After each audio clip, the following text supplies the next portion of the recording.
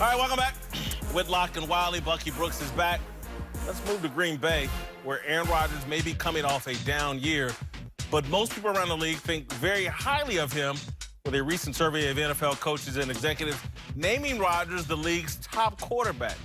Even still, our guy Bucky Brooks here had a major issue with Rodgers, writing on NFL.com, quote, "Remember, superstar quarterbacks are expected to carry the franchise with their individual brilliance, and I don't know if we can legitimately point to Rodgers putting the squad on his back in recent years.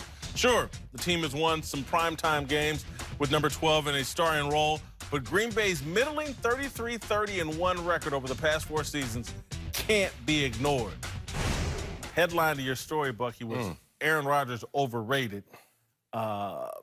I think the story's overrated, but I'll let No, I mean, look, I'm just doing what I learned from the Jason Whitlock School of Storytelling. Like, you tell it as it is. Like, you can't be emotional and give people Lifetime Achievement Awards. If we're talking about here and now, we have to do it based off what Aaron Rodgers did when we last saw him.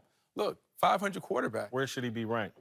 He should be right at the edge of the top 5. Yeah. Right there with Andrew Luck. Your top 5 right there with Andrew Luck. Like, I got Pat Mahomes, Phillip Rivers, Drew Brees, Tom Brady, and Russell Wilson. We can't dispute any of those guys and what they did the last time we saw them trot out. Aaron Rodgers and Andrew Luck, they can battle it out. But last year, 25th in touchdown pass season, 12.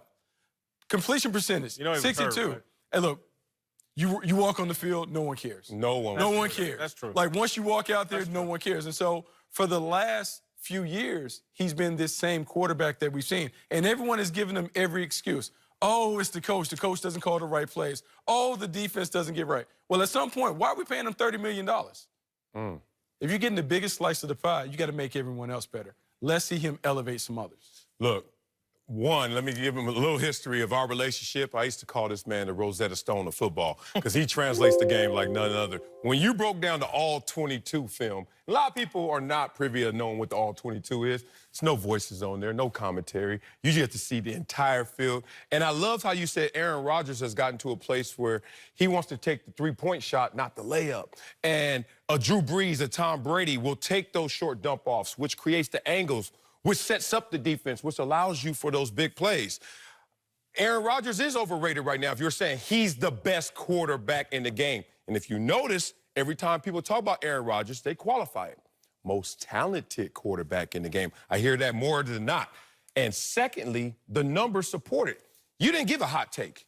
You gave a cold look, a counterintuitive look to a story that says he's the best. But in reality, he's still tier 1, but bottom tier 1. Let's just be real about it. In his last 25 starts, which is over 2 seasons, with his injuries, 2 seasons of work, 19 other quarterbacks have a higher win percentage than Aaron Rodgers. Now, 5, I give you. 10, okay. 19? So what's starting to happen is we get into what's the reason. We can say, oh, it's the organization. We've heard that. It's the coaches. We've heard that. Young receiving corps. Heard that. No running game. Heard that. No defense. Heard that. And then there are other players who, despite having those same issues, will be a franchise quarterback and elevate their team. Here's why I disagree with overrated. Because I think if there were a draft, NFL general managers drafted quarterbacks for this year, this year only, Pat Mahomes would go number 1, and Aaron Rodgers would go number 2. Damn. And so if all they've overrated him is by 1, that's not overrated. That's a disagreement. At 35, he would go 2? This year. At 35, he would go 2 with his injury concerns. We know everything about him. If you had to bet your life, and again, other guys may outperform him, but I think Pat Mahomes would go number 1, and Rodgers would go. Who's going number 2 ahead of him? Russell Wilson, maybe. But I'm saying the fact that we even have to kind of quantify that and talk about like, oh, Aaron Rodgers, and he doesn't have this around him, he doesn't have that. We don't know what he's going to look like with this new coach. This new coach last year had Marcus Mariota. Marcus Mariota didn't light it up. So if Aaron Rodgers can't get it done with Mike McCarthy, what makes us think that with Matt LaFleur, he's going to be better? What has Matt LaFleur done to elevate him? And so he now has all the things that he wanted. They got rid of Ted Thompson because they said they were too conservative in free agency. They got a new coach because Mike McCarthy's system was static. Okay, Aaron, it's all on you. So let's see him elevate the rest of the squad because that's the expectation. I see Tom Brady do it all the time. Yeah. We've seen Drew Brees do it. And so what I think NFL general managers, these guys they interviewed are talking about is you evaluate a quarterback. It's like the Dow Jones. Is it a steady climb up? There may be some dips, blah, blah, blah. I think that's, okay, his stock's down a little bit. But this is a blue chip stock. He's still talented. He's 35 years old. His back's against the wall. They got a new coach.